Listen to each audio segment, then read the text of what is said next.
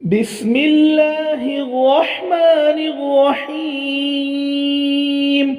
يا أيها الناس اعبدوا ربكم الذي خلقكم والذين من قبلكم لعلكم تتقون.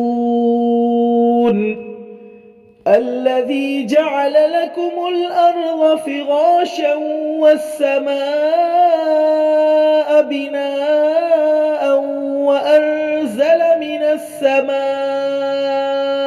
ماء فأخرج به من الثمرات رزقا لكم فلا تجعلوا لله أندادا وأنتم تعلمون. وإن كنتم في ريب مما نزلنا على عبدنا فأتوا بسورة من مثله وادعوا شهداءكم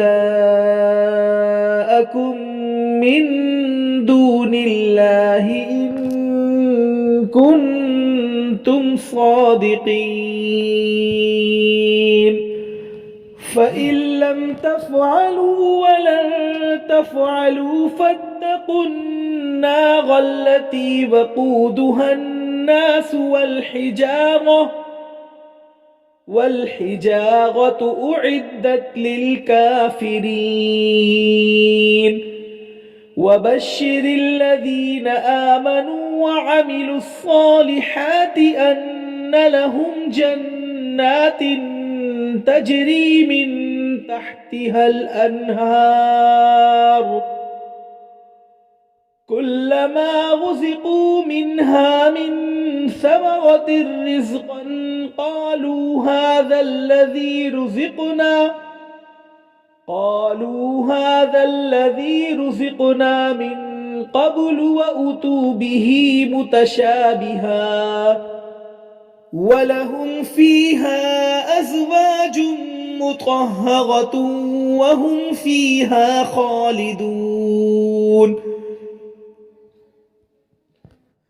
إن الله لا يستحيي أن يضرب مثلا ما بعوضة فما فوقها فأما الذين آمنوا فيعلمون أنه الحق من ربهم وأما الذين كفروا فيقولون ماذا أراد الله بهذا مثلا يضل به كثيرا ويهدي به كثيرا وما يضل به إلا الفاسقين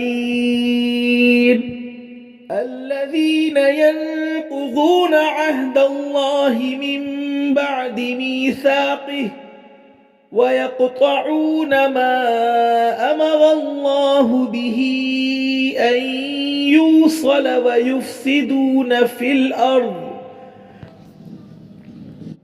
أولئك هم الخاسرون. كيف تكفرون بالله وكنتم أمواتا فأحياكم ثم يميتكم ثم يحييكم ثم إليه ترجعون. هو الذي خلق لكم ما في الأرض جميعا ثم استوى إلى السماء فسواهن 7 سماوات وهو بكل شيء عليم.